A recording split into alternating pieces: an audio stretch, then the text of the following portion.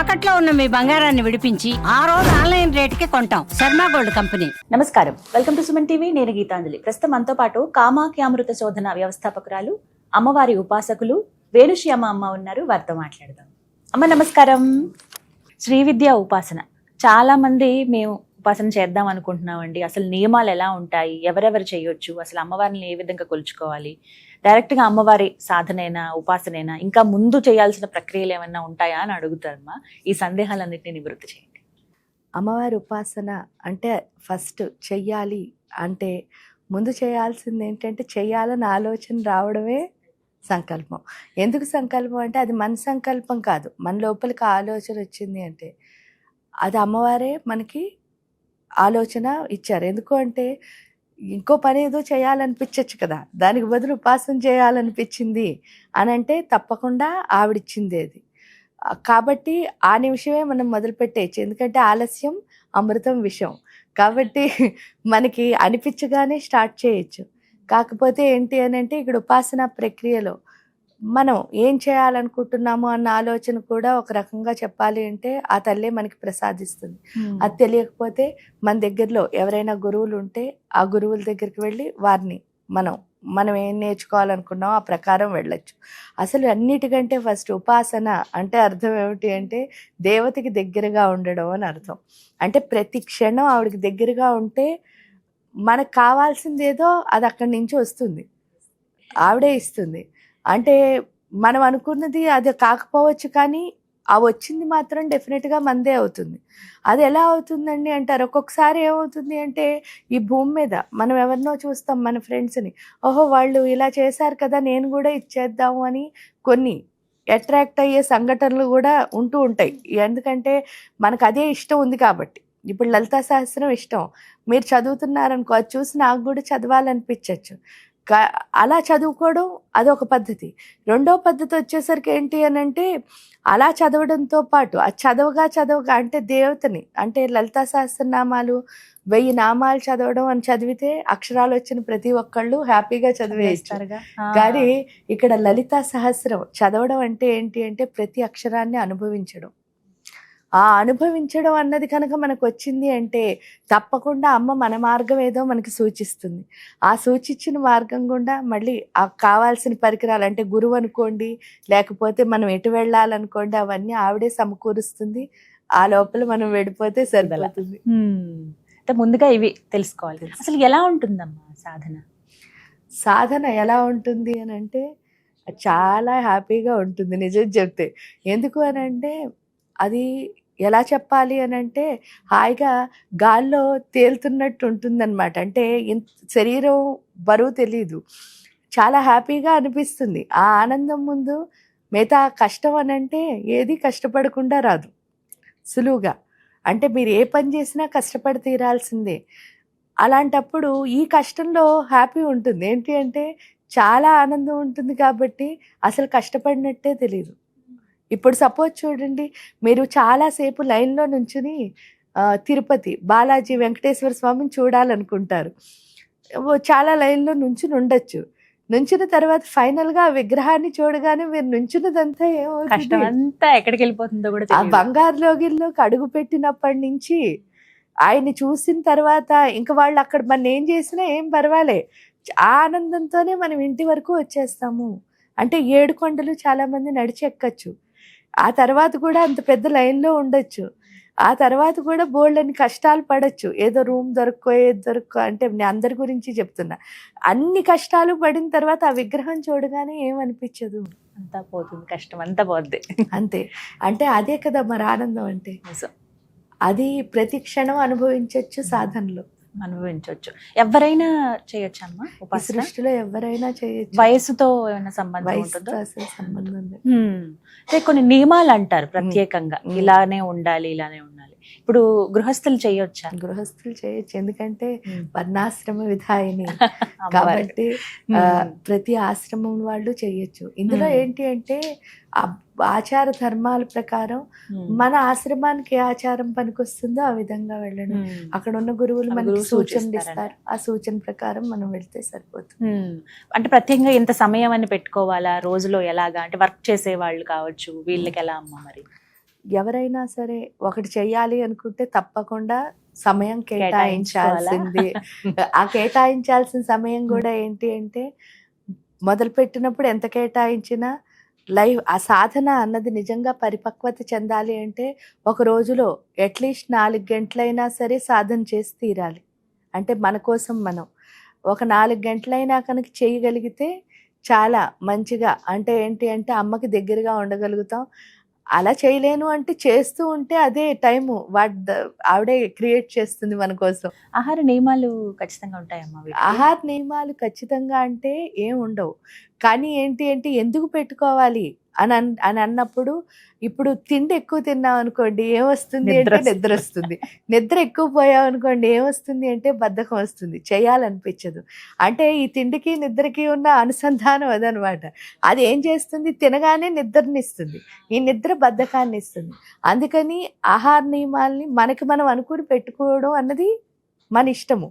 అలా కాదండి నేను తిన్నా చేయగలను అని కొంతమంది చాలా స్ట్రాంగ్గా చెయ్యాలి అని చూడండి. కొంతమందికి ఏంటి అంటే వాళ్ళు అనుకున్నది చేయడం అన్నది చాలా స్ట్రాంగ్గా ఉంటుంది. కొంతమంది ఎలా ఉంటారు అంటే పర్వాలేదులే దేవుడికి ఎలా చేసినా పర్వాలే, మన దేవుడే కదా అని చెప్పి వాళ్ళకు వాళ్ళు నచ్చినట్టు చేసే వాళ్ళు కూడా ఉంటారు. ఈ రెండిట్లో నేను ఎలాంటి దాన్ని అన్నది మనం డిసైడ్ చేసుకోవాలి. అప్పుడు దాన్ని బట్టి ఏంటి అంటే మనం ఖచ్చితంగా పెట్టుకోవాలి. ఇప్పుడు మంత్రం జపం చేయాలంటారు చాలా మంది, చూడండి మాలలు ఇచ్చుకుని జపం చేస్తూ ఉంటారు. లేదా 1,00,000 జపం చేయాలి, లేదా ఈరోజు ప్రతిరోజు 10,000 చేయాలి, ఇలా స్ట్రిక్ట్గా రూల్స్ పెట్టుకుంటారు. ఆ పెట్టుకుని చేసేవాళ్ళు కొంతమంది, ఎందుకంటే ఈరోజు 10 చేశాను అనుకో, 10 మాలలు అంటే 10 మాలలు అంటే 1000 సార్లు జపం చేశాను, అదే 1000ని మనం కంటిన్యూ చేద్దాము ఇన్ని రోజులు అనుకునే వాళ్ళు కూడా ఉంటారు.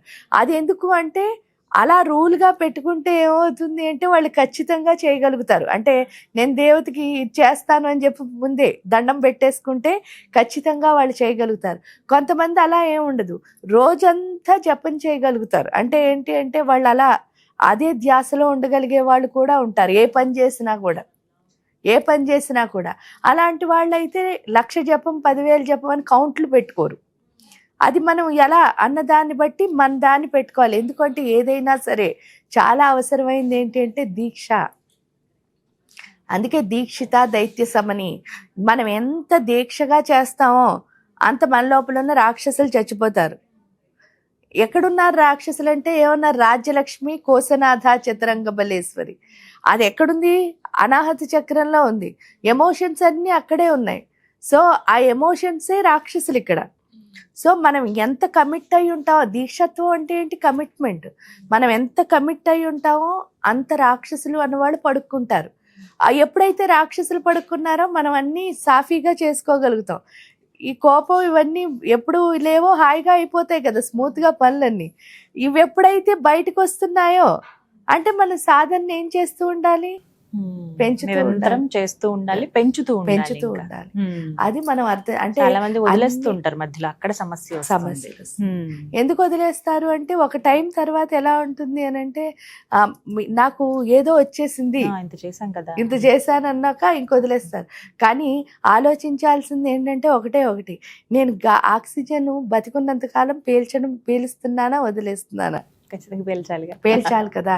నేను బతుకున్న రోజులు అన్నం తింటున్నానా లేదా, పడుకుంటున్నానా లేదా, ఇది ఎలా చేస్తున్నానో అలాగే సాధన అన్నది కూడా ఈ ఊపిరి ఉన్నంత వరకు చెయ్యాల్సిందే అని కనుక తెలుసుకున్నాము అంటే పడిపోవడం ఎప్పుడూ ఉండదు. అది తెలుసుకోకుండా సకంలో వదిలేస్తే మాత్రం ఎప్పుడు పడిపోవడం. అదొక్కటి గుర్తుపెట్టుకోవాలి. ఈ ఉపాసనలోనమ్మా ముందుగా అసలు ఎవరి ఆరాధనతో ప్రారంభించాలి? మామూలుగా శ్రీ విద్యా ఉపాసనకు వచ్చేసరికి గణపతితో మనం మొదలు పెడతాం. దానికి తోడు ఏ ఆరాధన అయినా గణపతితోనే స్టార్ట్ చేస్తున్నారు. ఎందుకు స్టార్ట్ చేస్తారు అని అంటే గణపతి అంటే గణాలకు అధిపతి.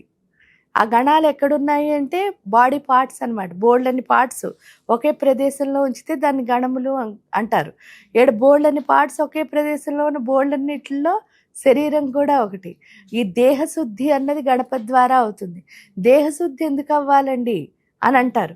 ఎందుకు అవ్వాలి అంటే ఈ శరీరం కనుక పవిత్రం అవ్వకపోతే లోపలికి దేన్ని రానివ్వం. మనం తలుపేసి కూర్చుంటాం, లోపలికి అన్ని రావాలంటే ఎలా కుదురుతాయి అంటే మనం అంతా మూసి కూర్చుంటున్నాం అనమాట. ఎప్పుడైతే శరీరాన్ని మంత్రమయం చేసుకుంటున్నామో అప్పుడు లోపలికి శక్తి అన్నది వెళ్ళడం, అప్పుడు కదా ఆత్మశుద్ధి అన్నది అవుతుంది. అందుకని చెప్పేసి ఫస్ట్ గణపతి ఉపాసన అంటే మీరు ఏదైతే సాధన చెయ్యాలనుకున్నారో ఆ సాధన యొక్క పూర్తి ఫలితాన్ని మీరు తీసుకునే స్థితి ఎవరిస్తారు అంటే గణపతి. లేకపోతే ఏమవుతుంది, మీరు చూస్తారు చాలామంది అంటే సత్యనారాయణ వ్రతాలను కానీ వేరు వేరు పూజలు కానీ వెళ్తారు. అన్ని పూజలకి వెళ్ళినప్పుడు ఏమవుతుంది అంటే చాలా అంటే బోల్డ్ అంతమంది కూర్చుని ఉంటారు, ఎవరో పూజ చేస్తూ ఉంటారు, పురోహితులు పూజ చేస్తూ ఉంటారు. ఈ కింద కూర్చున్న వాళ్ళు ఎవరైనా ఆ పూజ మీద కాన్సన్ట్రేషన్తో ఉంటారా? వీళ్ళు ఏదో మాట్లాడేసుకుంటూ ఉంటారు. కానీ అక్కడికి ఎందుకు వెళ్ళాను అని ఒక్కసారి ప్రశ్నించుకుంటే అప్పుడు ఇంట్లో కూర్చుని మాట్లాడుకోవచ్చు కదా. దానికి బదులు నేను గుడికో ఎక్కడికో వెళ్ళాను అంటే ఏంటి, అక్కడికి వెళ్ళింది ఎందుకు అంటే ఆ పూజ యొక్క శక్తితో మన ఆత్మశక్తిని పెంచుకోవడానికి మనం వెళ్ళాం. కానీ అది కాకుండా నా పేరు గోత్రం ఇచ్చేసాను, నా కోరిక తీరిపోతుంది, వాళ్ళు ఎవరో పూజ చేస్తారు. అసలు ఇది ఎప్పుడైనా వర్కౌట్ అవుతుందా? అసలు ఆలోచించాం. మనకు మనం మాట్లాడేసుకుంటూ ఉంటే ఇప్పుడు సపోజ్ చూడండి, నేను మీ ఇంటికి వచ్చాను, మీ ఇంట్లో అందరూ మాట్లాడుకుంటూ నన్ను అసలు పట్టించుకోలేదనుకో, నేను ఎలా ఫీల్ అవుతాను? ఎందుకు వచ్చానా అని అనుకుంటాను. మరి అప్పుడు గుడిలో దేవుడు కూడా అంతే కదా, నా కోసం వచ్చావా, నువ్వు మాట్లాడుకోవడానికి వచ్చావా అని. అప్పుడు ఇప్పుడు ప్రాణం ఉంది కాబట్టి నేను బాధపడినట్టు అర్థం అవుతోంది. అక్కడ ప్రాణం ఉంది కానీ మనకు చూసే శక్తి లేదు కాబట్టి మనకు అర్థం కావటం లేదు. కానీ ఆ శక్తిని కనుక నిజంగా మనం అర్థం చేసుకుని మన ఆత్మతో అనుసంధానం చేసుకుంటే మనం ఎంతో గొప్పగా ఎదుగుతాం. అందుకని ఏ పూజకి వెళ్ళినా సరే అస్సలు మాట్లాడకూడదు. ఏదో ఒక మంత్రం చేసుకుంటూ అక్కడ కామ్గా కూర్చుంటే మన ఆత్మ అన్నది శుద్ధి అవుతుంది. అందుకే వెళ్తున్నాం పూజకి. అది తెలియాలి కాబట్టే ఫస్ట్ గణపతి పూజ చేస్తారు. అంటే గణపతి ఏం చేస్తున్నాడు అంటే ఆ దేవతను అర్థం చేసుకునే స్థితిని ఇస్తున్నాడు, మనకి స్థితి అందిస్తారు మనకి. ముందుగా గణపతి ప్రారంభమవుతుంది. గణపతిని ఎలాగా చూస్తారమ్మా? ఇక్కడ ఏ పేరుతో ఉంటారు? గణపతిగానే ఉంటారు. గణపతి, విఘ్నేశ్వరుడు ఏదన్నా ఆయనే, కానీ గణపతి అనే చెప్తాం మనం. ఇలా మొట్టమొదట ప్రారంభం. ఇక తర్వాతే ఘట్టం ఏంటి అసలు శ్రీ విద్యా ఉపాసనలో తర్వాత వచ్చేసరికి గణపతి సాధన ఎప్పుడైతే కొన్ని రోజులు చేస్తామో అసలు మనకి శ్రీ విద్య ఒక వే అన్నది అర్థమవుతుంది. ఎందుకంటే అంతకుముందు ఏంటి అంటే ఇందాక చెప్పినట్టే ఒక చెట్టు రూట్ అదే ఉంది, చివర అదే ఉంది, మధ్యలో బోల్డ్ అని కొమ్మలు వచ్చాయి. ఏమవుతుందంటే ఇది కాకపోతే అది, అది కాకపోతే ఇది అని కొమ్మల మీద జంప్ చేసే మనకి గణపతి ఏం చేస్తాడు అంటే ఈ రూట్ నుంచి నీ చిటారు వరకు వెళ్ళే రూట్ ఏదైతే ఉందో ఆ డైరెక్షన్ డీవియేట్ అవ్వకుండా ఒక ఫోకస్గా వెళ్ళడం నేర్పిస్తాడు. ఎప్పుడైతే మనం అటు ఇటు ఊగకుండా కాన్సన్ట్రేషన్గా ఫోకసివ్గా వెళ్ళగలుగుతున్నామో ఆ వెళుతున్న సమయంలో ఏమవుతుంది అంటే మధ్యలో మన ఏంటంటే మూలాధారంలో గణపతి ఉంటాడని మనందరికీ తెలుసు. ఈ మూలాధారానికి స్వాధిష్టానానికి ఒక లింక్ ఉంటుంది, దాని పేరు బ్రహ్మగ్రంథి అని పిలుస్తారు. ఈ సాధన చేస్తున్నప్పుడు గణపతి సాధన బ్రహ్మగ్రంథి విభేదన అన్నది అర్థమవుతుంది. ఎప్పుడైతే బ్రహ్మగ్రంథి విభేదన జరుగుతుందో ఆ జరగడం వల్ల అర్థమయ్యేది ఏమిటి అని అంటే అసలు నా పర్పస్ ఏంటి, నేను ఎందుకు ఈ భూమి మీదకి వచ్చాను, సృష్టి రహస్యం అంటారు. అంటే నేను ఎందుకు పుట్టాను అన్నది అర్థమయ్యే స్థితి గణపతి ఇస్తాడు. ఎప్పుడైతే మనం ఎందుకు పుట్టాము అన్నది అర్థమైందో ఇంక మనం డీవియేట్ అవ్వడానికి ఆస్కారం లేదు కదా. చక్కగా చిటారు కొమ్మకి వెళ్ళడానికి రూట్ తెలిసింది, వెళుతున్నాం. ఈ వెళుతున్న సమయంలో ఏమవుతుంది అని అంటే చిన్న అట్రాక్షన్స్ ఏవో వస్తూ ఉంటాయి, వస్తాయి, బోల్డ్ అన్నీ వచ్చేస్తాయి. ఎందుకు అంటే ఇప్పుడు మనం వెళుతున్నది దేనికి అంటే ఆ మేరు పర్వతంలో ఆవిడ సింహాసనం ఏదైతే ఉందో అందులో కూర్చోవడానికి వెళుతున్నాం.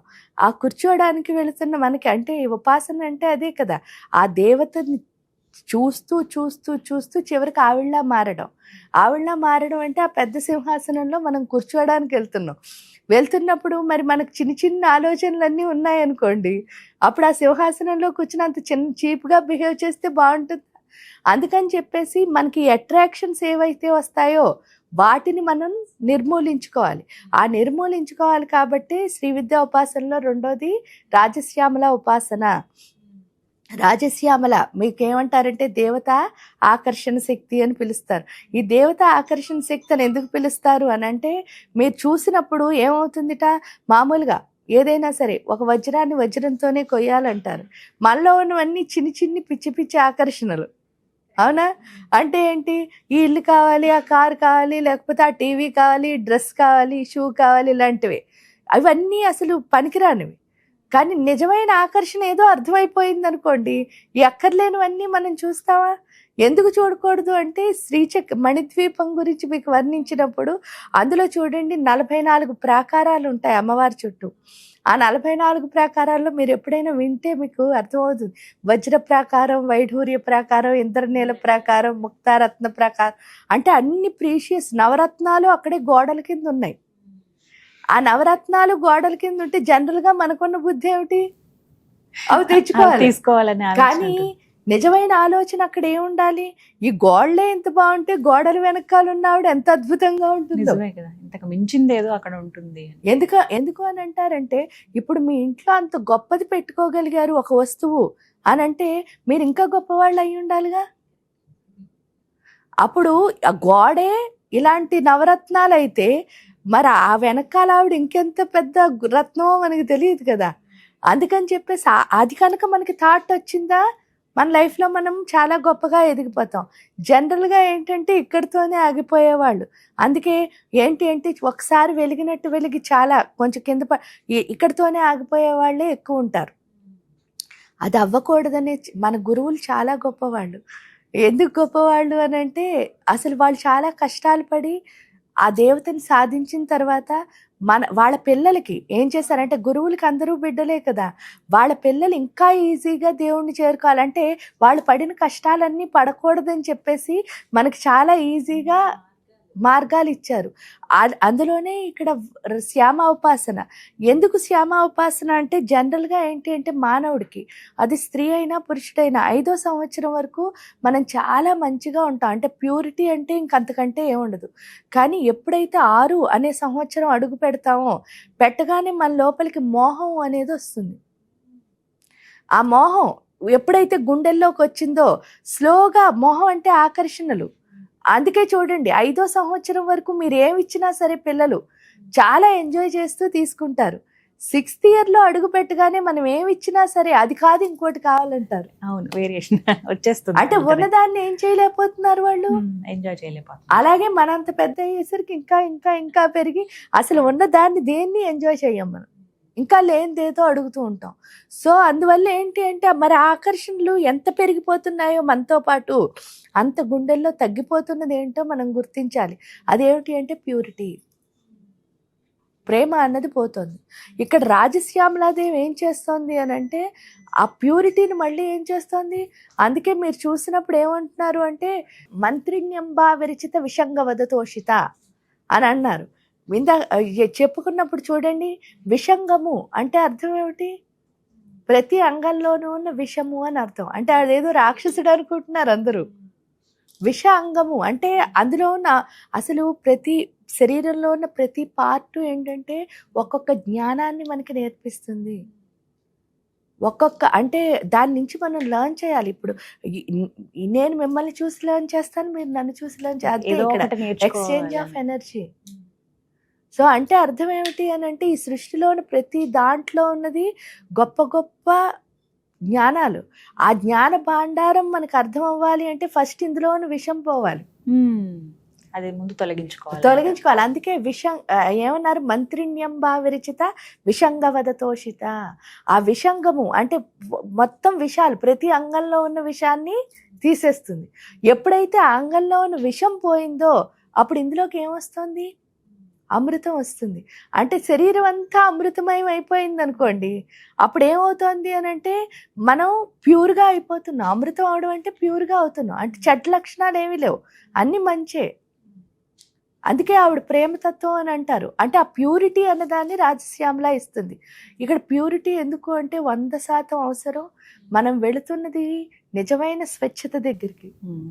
కరెక్ట్. అమ్మ అంటే నిజమైన స్వచ్ఛత.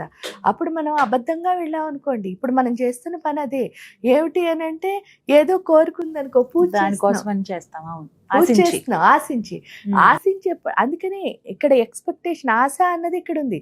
మనకి ఎంత ఆశ ఉంటుందో అంత అనుభవం ఉండదు. మనం అనుభవించలేము. అంటే ఉన్నదాన్ని ఎందుకు అనుభవించట్లేదంటే ఆశ ఎక్కువైపోతుంది కాబట్టి. సో ఆశ అన్నదాన్ని తీసేస్తుంది. తీసేసరికి అనుభవంలోకి వెళ్తాం. ఎప్పుడు అనుభవంలోకి వెళ్ళామో ప్రతి క్షణం మనకున్న ప్రతి దాన్ని ఎంజాయ్ చేయగలుగుతాం. అది చిన్నదవ్వచ్చు, పెద్దదవ్వచ్చు. మీ ఎంజాయ్మెంట్ అయితే చాలా ఇంపార్టెంట్. శ్యామ ఏంటి అంటే ప్రతి సెకండ్ని ఎంజాయ్ చేయడం నేర్పిస్తుంది. ఎప్పుడైతే హ్యాపీగా ఉన్నామో, ఎంజాయ్గా ఉన్నామో అప్పుడు వారాహి అమ్మవారి దగ్గరికి వెళ్తాం. అది 3వ స్టెప్ శ్రీ విద్యా ఉపాసనలో. ఆ వారాహి ఎక్కడుంటారు అంటే ఆజ్ఞాచక్రంలో ఉంటారు. ఆజ్ఞాచక్రంలో ఉండి ఏంటంటే ఫస్ట్ అన్నిటికంటే చాలా ఇంపార్టెంట్ టైం. ఏంటి అంటే చాలా మందికి చాలా ఇష్టమైంది టైమే, కానీ వాళ్ళు ఏంటంటే వాళ్ళ టైం గొప్పది, మిగతా అందరి టైం వేస్ట్ చేస్తారు. అవును. కానీ ఇక్కడ ఏం నేర్పిస్తుంది అంటే ఫస్ట్ నా టైంని నేను కరెక్ట్గా పెట్టుకోవడం నేర్పిస్తుంది. ఎట్ ది సేమ్ టైం అవతల వాళ్ళ టైంని కూడా నేను ఏం చేయాలి, గౌరవించాలి. ఎందుకు అంటే కష్టపడిన వాడికి ఎప్పుడు కూడా అవతల వాడి టైం మీద వాల్యూ ఉంటుంది. ఇక్కడ ఆవిడ చెప్పేది ఏంటి అంటే ప్రతి క్షణం హార్డ్ వర్క్ చేయడమే. ఎందుకు హార్డ్ వర్క్ చేయాలి అంటే ఎవరైతే ప్రతి క్షణం పని చేస్తూ ఉంటారో వాళ్ళే హ్యాపీగా ఉంటారు. పని ఏమీ లేదనుకోండి, అలా కామ్గా కూర్చున్నాం అనుకో, వెంటనే ఏమొస్తుంది, ఏదో ఏడుపులా వచ్చి డిప్రెషన్ వచ్చి చివరికి చికాకు వచ్చేస్తుంది. ఒక్క డే కూడా ఉండకూడదు. అంటే మనకి హ్యాపీనెస్ని ఇచ్చేది మన వర్కే. అందులో లీనమైపోవాలి. అది వారాహి నేర్పిస్తుంది. అప్పుడు ఇంకా భూతకాలం భవిష్యత్ కాలం ఏం పల్లె, ఎప్పుడూ వర్తమానాన్ని ఎంజాయ్ చేస్తూ చాలా ఉత్సాహంగా. ఎందుకంటే మీరు ఎంత వర్తమాన కాలంలో పనిచేస్తూ ఉంటారో అంత హ్యాపీగా ఉంటారు. ఉత్సాహం అన్నది అక్కడి నుంచే వస్తుంది. ఆ ఉత్సాహం వచ్చిన తర్వాత అమ్మ ఏం చేస్తుంది, ఫస్ట్ ఆలోచనల్లో క్లారిటీ ఇస్తుంది. ఎప్పుడైతే ఆలోచనల్లో క్లారిటీ ఇచ్చిందో అప్పుడు ఆ ఎనర్జీ కిందకు వచ్చి ఈ యొక్క ఏంటి అంటే విశుద్ధి ఆజ్ఞా చక్రాల మధ్యలో 3వది ఉంటుంది. దాని పేరు రుద్రగ్రంథి. ఆ రుద్రగ్రంథి విభేదన అన్నది అర్థమవుతుంది. ఎప్పుడైతే రుద్రగ్రంథి విభేదం జరుగుతుందో అప్పుడు అర్థమయ్యే ఒకే ఒక విషయం ఏమిటి అని అంటే ఈ సృష్టి అంతా ఒక్కటే. అప్పటి వరకు ఏంటంటే ఒకటే అంటూ ఉంటాం కానీ ఒకటే కాదు, అన్ని వేరే. కానీ ఇక్కడికి వచ్చిన తర్వాత పూర్తిగా అర్థమయ్యేది ఒక్కటే. అది వారాహి వల్ల నేర్చుకుంటాం. ఇంకా ఈ శ్యామలో నేర్చుకునేది ఏంటంటే ప్యూర్ అని చెప్పాను కదా, అది ఎలా వస్తుంది అంటే ఈ మణిపుర అనాహత చక్రాల మధ్యలో విష్ణు గ్రంథి విభేదన జరుగుతుంది శ్యామ ఉపాసనలో. ఎప్పుడైతే అయ్యిందో విష్ణు మాయా విలాసిని, మాయలన్నీ పోతాయి, నిజం వైపు వెళ్ళడం వస్తుంది. క్లారిటీ. అది ఈ ముగ్గురు. అది అయిన తర్వాత దానికి తోడు ఏంటంటే 3 శరీరాలు శుద్ధి అవుతాయి. స్థూల శరీరాన్ని గణపతి శుద్ధి చేస్తే, సూక్ష్మ శరీరాన్ని రాజశ్యామలా శుద్ధి చేస్తే, వారాహి అమ్మవారు కారణ శరీరాన్ని శుద్ధి చేస్తారు. ఎప్పుడైతే ఈ శరీరం మీద భ్రాంతి అన్నది వదులుతుందో అప్పుడే నిజమైన శ్రీ విద్యా ఉపాసనలోకి అడుగు పెడతాం. అప్పుడు ప్రారంభమవుతుంది. అదే శ్రీ విద్యా ఉపాసన, దాన్ని లలితోపాసన. ఆ లలితోపాసన అంటే అర్థమే లలిత అంటే హ్యాపీ అని. లోకాన్ లాలిత్యతే ఇది లలిత అంటే లోకాలన్నిటినీ హ్యాపీగా ఉంచుతుంది. ఎలా ఉంచుతుంది అంటే అది తెలియకే అన్నీ చుట్ట పెట్టుకుని వస్తాం. ఇది కాలేమో, దీనికోసం అది, దానికోసం ఇది. ఎందుకు చదువుకుంటున్నాం అంటే ఉద్యోగం ఎందుకంటే సెటిల్ అవడానికి. సెటిల్ ఎందుకు అవుతున్నారంటే ఇది అన్నీ అనుకుంటున్నాం. కానీ తీరా అన్నీ అయిన తర్వాత ఒకే ఒకటి అర్థమవుతుంది ఏంటంటే ఇవేవి నాకు ఆనందాన్ని ఇవ్వవు. కరెక్ట్. మరి ఏదో ఆనందం ఇచ్చింది అని అంటే 2 ఉండాలట మానవుడి దగ్గర. ఆ 2 ఏంటి అంటే 1 శక్తి, 2 జ్ఞానం. నీ నాలెడ్జ్, నీ ఎనర్జీ తప్ప నీకేవి హ్యాపీ ఇవ్వదు. అదొక్కటే మనకు అర్థం చెప్తుంది అమ్మ. ఎప్పుడైతే నాలెడ్జ్, ఎనర్జీ మాత్రమే నాకు ఆనందాన్ని ఇస్తుందని అర్థమైందో అవి 2టిని గెయిన్ చేసుకుంటే చాలు, మిగతావన్నీ అసలు వస్తాయి. ప్లస్ తెలుసుకుంటాం ఏది అవసరం అనేది. అంతే లలిత. ఈ విధంగా లలిత ఉపాసన మొదలు పెడతాం. రోజులు అంటూ ఉంటాయమ్మా వీటికి? ఎలా అసలు రోజుల్లో ఇంత సమయం అనేలా? ఒకటేంటి అంటే నేను ఇప్పుడు చెప్పాను కదా, విష్ణు గ్రంథి అన్నది అంత ఈజీగా విభేదన అవుతుందా, బ్రహ్మ గ్రంథి అంటే చెయ్యగా ఉన్న స్థితి నుంచి ఎప్పుడు వెళ్ళాలి అన్నది మళ్ళీ వాళ్ళే నిజంగా చెప్తే మనం అసలు ఏమీ ఆలోచించకుండా ఆ దేవత మీదే భారం పెట్టి సాధన చేయడం వరకు మన డ్యూటీ కింద పెట్టుకుంటే డెఫినెట్గా ఎప్పుడు మారాలో ఆవిడే సూచిస్తుంది, డైరెక్షన్ ఇస్తుంది. అంతే. అలా మొత్తం మీద ఈ విధంగా చేసుకోవాలన్నమాట. చక్కగా వివరించారమ్మా. ధన్యవాదాలు.